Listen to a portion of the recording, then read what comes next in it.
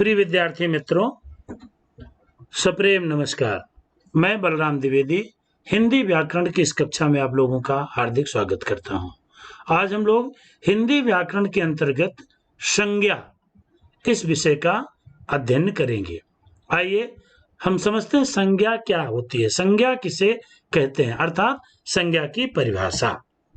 तो संज्ञा की परिभाषा के रूप में हम देखते हैं, सबसे पहले किसी व्यक्ति, वस्तु, स्थान, प्राणी और उनके भाव, दशा, अवस्था आदि के नाम का बोध कराने वाले माने ज्ञान कराने वाले शब्दों को संज्ञा कहते हैं। संज्ञा माने नाम, किसी व्यक्ति का नाम, वस्तु का नाम, स्थान का नाम, प्राणी का नाम और उनकी भाव, दशा, अवस्था आदि का जो बोध कराते हैं, जो ज्ञान कराते हैं, हम उन शब्दों को संज्ञा शब्द कहते हैं या उसको हम संज्ञा कहते हैं। उदाहरण जैसे श्याम माने एक व्यक्ति है, दिल्ली एक शहर का नाम है, कुर्सी एक वस्तु है, गाय एक प्राणी है, लेकिन प्रेम, गरीबी, लड़कपन ये एक भाव है।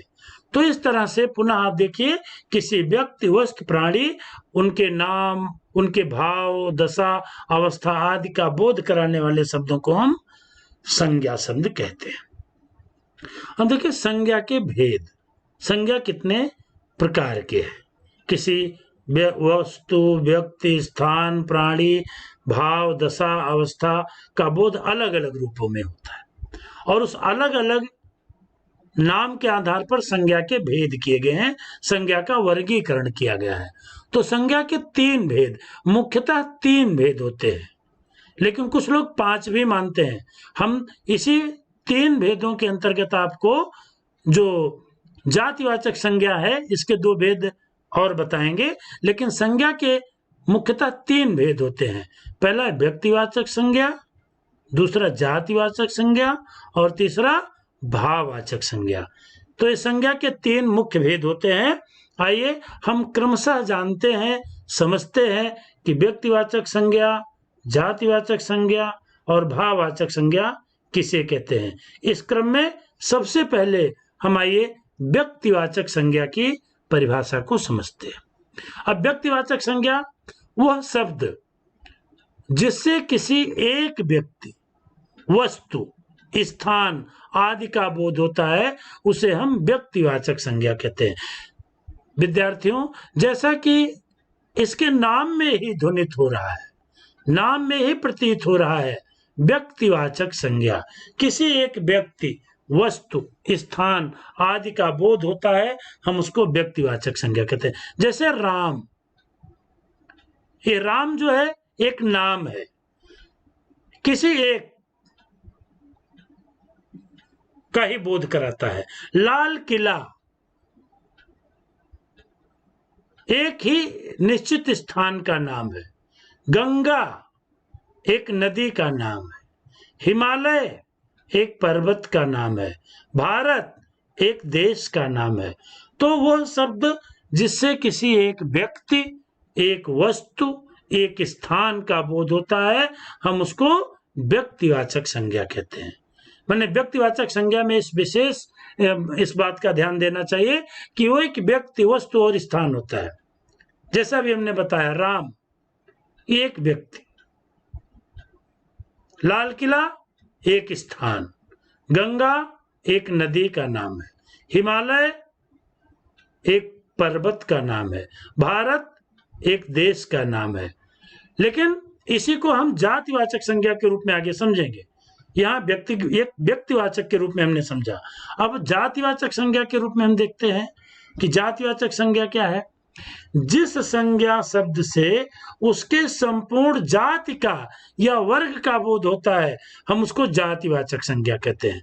जैसे लड़का, अब लड़का कोई भी हो सकता है, सुरेश भी हो सकता है, महेश भी हो सकता है।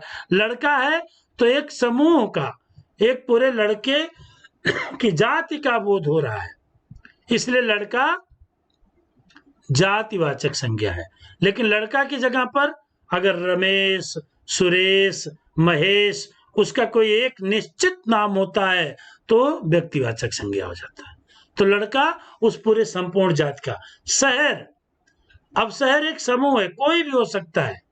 अभी हमने पिछले स्लाइड में आपको व्यक्तिवाचक के रूप में बताया, कोई भी एक शहर ले लीजिए, दिल्ली है, पुणे है, लखनऊ है, तो जब उस शहर का एक नाम हो गया तो व्यक्तिवाचक, लेकिन शहर है तो जातिवाचक। इसी तरह से नदी, नदी कोई भी नदी हो सकती है। नदी एक समूह का, पूरे नदी जाति का बोध करा रही है, इसलिए नदी जातिवाचक संज्ञा है। लेकिन गंगा व्यक्तिवाचक, यमुना व्यक्तिवाचक। इसी तरह से पर्वत, कोई भी पर्वत हो सकता है, लेकिन जब उसका व्यक्तिगत नाम हो जाएगा तो व्यक्तिवाचक। तो फिर से पुनः समझिए, जातिवाचक संज्ञा, जिस संज्ञा शब्द से उसके संपूर्ण जाति का बोध होता है, हम उसे जो है जातिवाचक संज्ञा कहते हैं। और उदाहरण के रूप में हमने आपको बताया लड़का, शहर, नदी, पर्वत, देश आदि। इसी तरह से और उदाहरणों के माध्यम से आप समझ सकते हैं, जिससे पूरे समूचे जाति का बोध होता है, उसको हम जातिवाचक संज्ञा कहते हैं। अब देखिए, जातिवाचक संज्ञा के दो भेद हैं। हमने प्रारंभ में बताया कि कहीं कहीं कुछ पुस्तकों में संज्ञा के 5 भेद माने गए हैं, लेकिन वस्तुतः संज्ञा के 3 ही भेद हैं, व्यक्तिवाचक, जातिवाचक और भाववाचक। जातिवाचक संज्ञा के 2 उपभेद हैं, हम जिसको द्रव्यवाचक संज्ञा और समूहवाचक संज्ञा के नाम से जानते हैं। अब इसको क्या है, इसको आइए हम लोग क्रमशः एक एक करके समझते हैं। द्रव्यवाचक संज्ञा और समूहवाचक। देखिए, जातिवाचक संज्ञा के भेद में पहला है द्रव्यवाचक। अब द्रव्यवाचक क्या है, जिन संज्ञा शब्दों से किसी धातु, द्रव्य, सामग्री, पदार्थ आदि का बोध होता है, हम उसको द्रव्यवाचक संज्ञा कहते हैं। ये देखिए, न कोई धातु है, कोई द्रव्य है, कोई सामग्री है, कोई पदार्थ है, जैसे गेहूं, चावल, घी, सोना, चांदी, तांबा, ऊन, ये सब चीजें क्या होते हैं, ये किसी न किसी धातु का, द्रव्य का, सामग्री का या पदार्थ का बोध कराते हैं। तो इसको हम द्रव्यवाचक संज्ञा के नाम से जानते हैं, क्योंकि गेहूं एक द्रव्य है, एक सामग्री है, चावल, घी पदार्थ है, द्रव्य है। तो ये सब चीजें जो हैं, इसको हम, जिससे किसी धातु, द्रव्य, सोना, चांदी, लोहा, कोई भी धातु हो, तो उसको हम द्रव्यवाचक संज्ञा के रूप में लिखते हैं। ये जातिवाचक संज्ञा का ही उपभेद है। इसके बाद है समूहवाचक संज्ञा। अब समूहवाचक संज्ञा भी जातिवाचक संज्ञा का एक भेद है। आइए देखते हैं, जिन संज्ञा शब्दों से किसी एक व्यक्ति का बोध ना हो करके पूरे समूह या समाज का बोध हो, वो समूहवाचक या समुदायवाचक संज्ञा कहलाता है। जैसे सेना, अब सेना एक समूह है, मंत्रिमंडल एक समूह है, संघ, समुदाय, मंडली, भीड़, दल, समिति, आयोग, परिवार एक समूह है। समूह का मतलब ही होता है ग्रुप, लेकिन वो जातिवाचक संज्ञा का एक भेद होता है, समूहवाचक संज्ञा। तो हम इसको समूहवाचक संज्ञा के नाम से जानते हैं।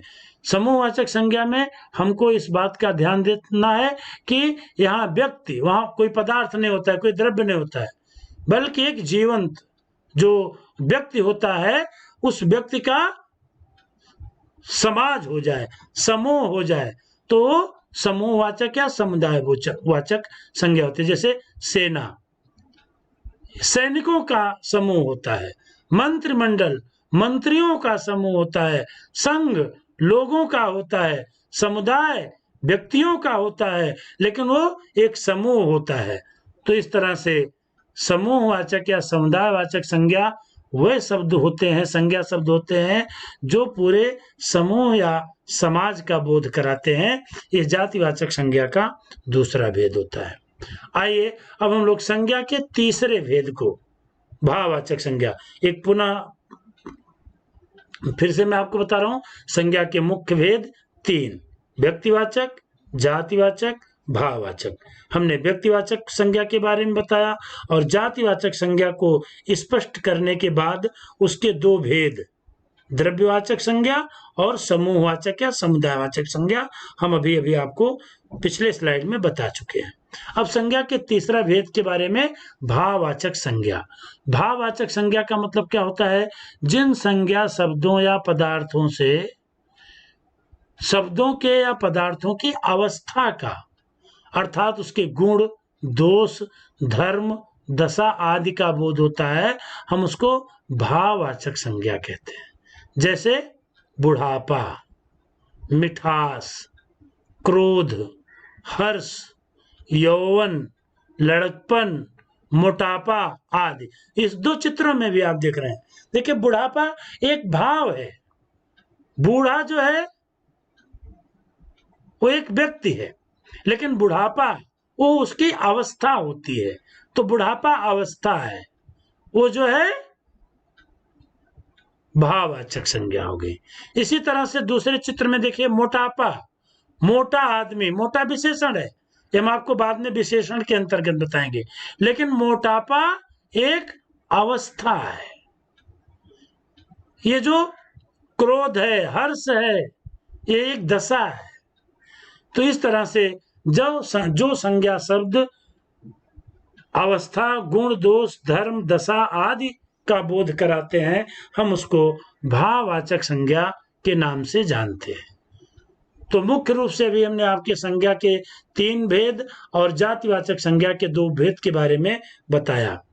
आइए हम संज्ञा के विकार के बारे में कुछ बातें आपको बताते हैं कि संज्ञा का विकार माने संज्ञा का परिवर्तन। जब हम भाववाचक संज्ञा शब्दों का निर्माण करते हैं तो संज्ञा सर्वनाम, विशेषण और क्रिया के द्वारा, इस सर्वनाम, विशेषण और क्रिया, ये हम विशेष टॉपिक इसका जब लेंगे तो उस शीर्षक के अंतर्गत हम आपको सर्वनाम, विशेषण और क्रिया को विस्तार पूर्वक बताएंगे। यहाँ पर जो संज्ञा का विकार है, हम जिसको संज्ञा का परिवर्तन करते हैं, परिवर्तन कहते हैं कि संज्ञा जो नाउन है वो भाववाचक शब्दों का निर्माण कैसे होता है। जैसे नारी है, मित्र है, पशु है, सती है, लड़का है, दास, बंधु, पंडित, ये सभी संज्ञा शब्द हैं। लेकिन इन संज्ञा शब्दों से, इन जातिवाचक संज्ञा शब्दों से हम किस तरह से भाववाचक संज्ञा का निर्माण करते हैं। जैसे नारी, नारी ये भी संज्ञा है, ये जातिवाचक संज्ञा शब्द है, लेकिन नारित्व ये भाववाचक संज्ञा है। तो नारी से नारित्व, मित्र से मित्रता, पशु से पशुता, सती से सतित्व, लड़का से लड़कपन, दास से दासता, बंधु से बंधुत्व, पंडित से पांडित्य। तो आप पहले जो शब्द लिखा गया है ये भी संज्ञा शब्द है, लेकिन इस जातिवाचक संज्ञा शब्द से हम किस प्रकार से भाववाचक संज्ञा का निर्माण करते हैं। तो लड़का एक जातिवाचक संज्ञा है, लेकिन लड़का से लड़कपन ये भाववाचक संज्ञा है। तो इन कुछ उदाहरणों के माध्यम से हमने आपको संज्ञा माने जो नाउन होता है उसी से भाववाचक संज्ञा शब्दों का निर्माण होता है। अब दूसरा देखिए, सर्वनाम से भाववाचक शब्दों का निर्माण। अभी हमने आपको बताया कि सर्वनाम एक अलग टॉपिक है, एक अलग शीर्षक है व्याकरण का।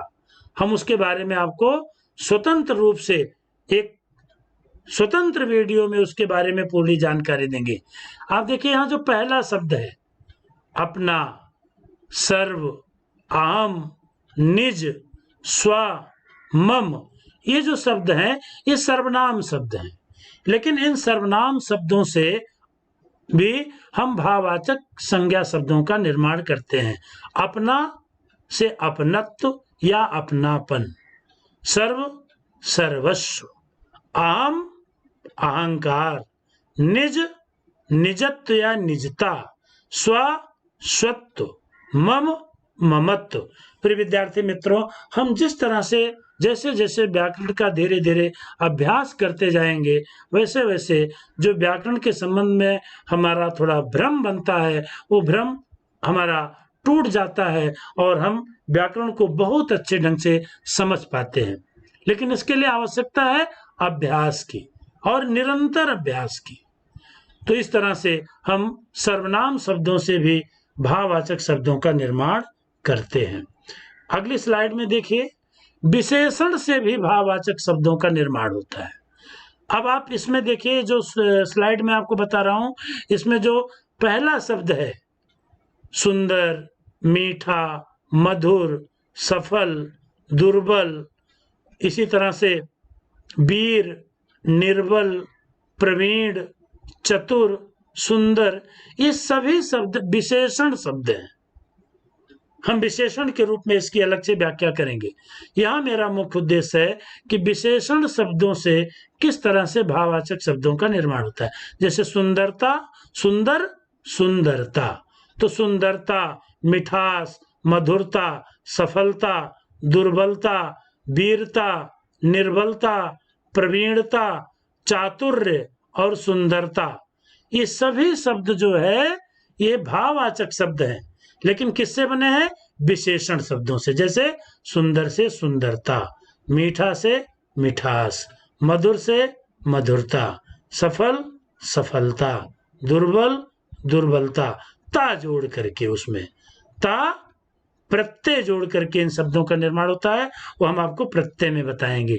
वीर वीरता, निर्बल निर्बलता, प्रवीण प्रवीणता, चतुर चातुर्य, सुंदर सुंदरता। तो विशेषण शब्दों से भी। अभी हमने आपको भाववाचक संज्ञा के निर्माण के संबंध में 3 चीजें हमने अभी तक आपको बताई।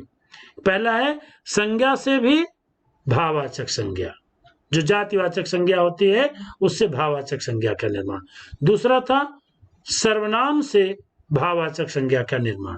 और अभी स्लाइड जो आपके सामने प्रस्तुत है उसमें विशेषण से भाववाचक संज्ञा का निर्माण। अगली स्लाइड में जो है आपको क्रिया से भाववाचक शब्द का निर्माण। देखिए, व्याकरण की दृष्टि से शब्द 4 प्रकार के होते हैं: संज्ञा, सर्वनाम, विशेषण और क्रिया। मैं कई बार आपको बता चुका हूं कि ये विशेषण, सर्वनाम, विशेषण और क्रिया हम इसको अलग से ही व्याकरण के टॉपिक के रूप में पढ़ाएंगे। यहाँ मुख्य उद्देश्य भाववाचक शब्दों के निर्माण से है। जैसे पढ़ना, लिखना, हंसना, हारना, काटना, ये क्रिया शब्द है। क्रिया वह शब्द होते हैं जिससे एक निश्चित कार्य करने का बोध होता है। लेकिन इन क्रिया शब्दों से भी भाववाचक शब्द बनते हैं। पढ़ना से पढ़ाई, लिखना लिखावट, हंसना हंसी, हारना हार, काटना कटाई। तो इस तरह से इन शब्दों से, ऐसे क्रिया शब्दों से भी भाववाचक शब्दों का निर्माण होता है। तो प्रिय विद्यार्थी मित्रों, आज के इस वीडियो में हमने आपको संज्ञा की परिभाषा, उसके भेद, अनेक उदाहरणों के माध्यम से हमने उसको स्पष्ट किया, और जो संज्ञा के विकार के रूप में कि बताया कि किस तरह से संज्ञा, सर्वनाम, विशेषण या क्रिया शब्दों से भाववाचक शब्दों का निर्माण होता है। इसके बारे में हमने आपको संक्षेप में भी और विस्तार में भी, जहां जैसे आवश्यकता पड़ी वैसा हमने आपको समझाने का प्रयत्न किया। आशा करता हूं कि वीडियो आपको जरूर अच्छा लगा होगा। आप सबको बहुत बहुत धन्यवाद करता हूं, इस निवेदन के साथ कि इस वीडियो को आप लाइक करें, सब्सक्राइब करें और शेयर भी करें। बहुत बहुत धन्यवाद।